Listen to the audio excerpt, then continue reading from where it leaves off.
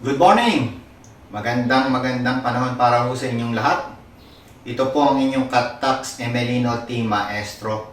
Napakaganda po ng topic natin sa araw na to. Controversial.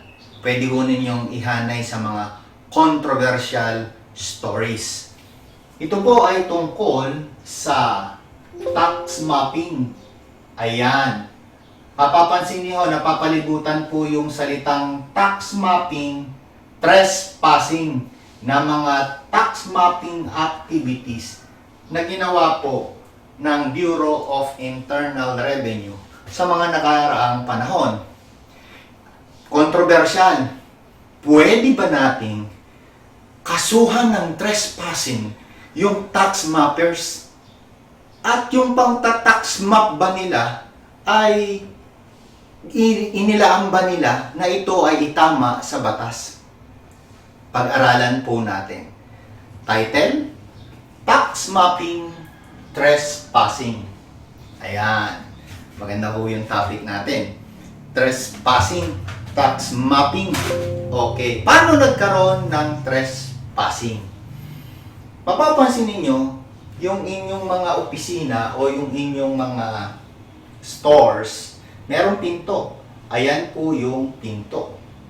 At ang tax mapper ay kadalasang nakatayo sa labas ng pinto. Pinto, labas ng pinto.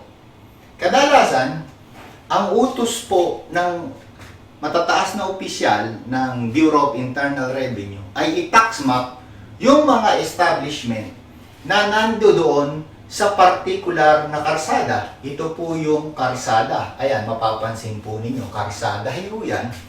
Diyan po sila pinata-tax map. Mga establishment na nasa karsada. Tanong, ito bang store na ito ay nasa karsada? Hindi ba wala siya sa karsada? Nandoon siya sa tabi ng karsada. Ang sabi sa rule is yung establishment na nasa karsada. Wala doon sa tabi ng karsada. So, kung magta-tax map sila, dapat lang sa karsada. Hindi doon sa establishment na wala sa karsada. Naiintindihan niyo ba?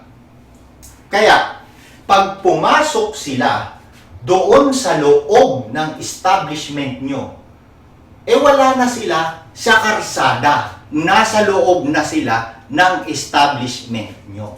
So, kung yung nasa loob na sila ng establishment nyo at wala na sila sa karsada, ang susunod nyong itatanong sa sarili nyo inimbitahan nyo ba sila na pumasok sa inyong establishment?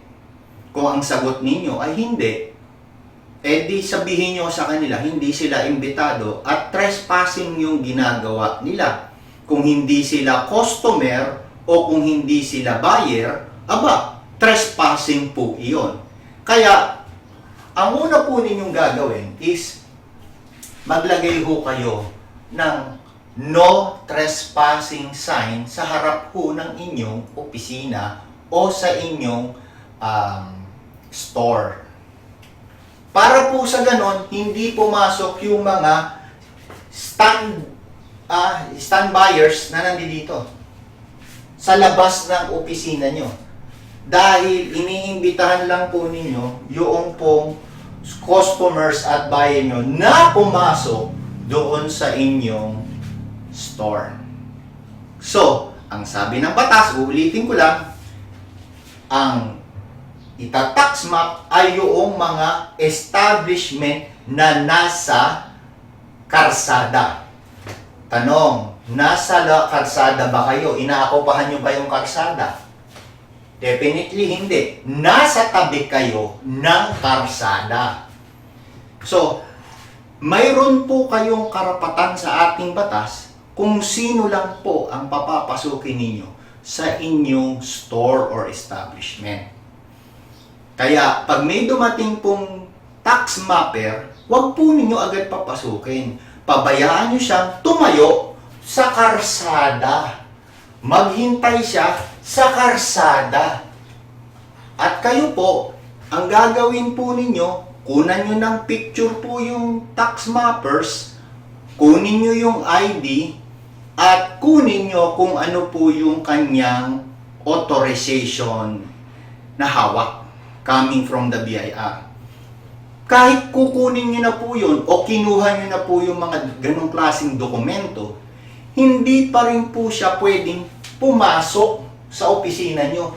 Pwede po nyo siyang paghintayin sa karsada. Ngayon po, dahil alam nyo na yan, hindi na po kayo matatakot. Kasi, yung kanyang authorization, titingnan nyo kung siya nga yung tao na inauthorize. Iko-compare nyo dun sa ID kinuha nyo sa kanya, at doon po sa kanyang other identification. Kunan nyo na picture, no? Then, check po ninyo yung dokumento. Kung yung pong dokumento na sinasabi niya siya ay authorized tax mapper, ay in accordance with the law. Ayan po yung dapat nyo tandaan. Ano po? So, sa susunod po na ating pagle-lecture, ay ituturo ko po sa inyo kung paano naging illegal o irregular itong ginagawa nitong 10 tax mappers na ito. Di umano na nagta-tax map. Yan po yung pag-aaralan natin sa susunod. Paano naging irregular at illegal itong mga ginagawang ito. Ito po yung kompletong pag-aaralan natin. Ito po yung tax mapping flowchart na dapat po ninyong malaman para alam po ninyo sa bawat situation iyan, may iba-iba akong approach. So, dapat alam po ninyo ano yung approach na tama sa specific situation. Hindi po tinuro sa eskwela yan eh.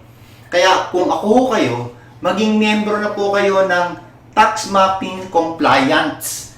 Ang joining fee lang ho is 5,000. Monthly is 500. Ito yung benefits, napakadami. May pre-legal tax mapping advices ho kayo. Online professional support. Quarterly conference and networking forum. Meron ho din kayong 5% discount on tax mapping, on tax consulting services, 10% discount on seminars, trainings, and lectures, and unlimited viewing of all videos on tax mapping issues. So, pumunta lang ho kayo sa emelinotmaestro.com at pumunta rin ho kayo sa hindi pa ho kayo pwedeng maging member kasi yung mga member lang po ang pwedeng maka-access sa tax mapping compliant Facebook. So, marami pong salamat at sana magkaroon po kayo ng pagkakataon na ma-share ito sa mga kapuspalad nating tina-tax map na taxpayers.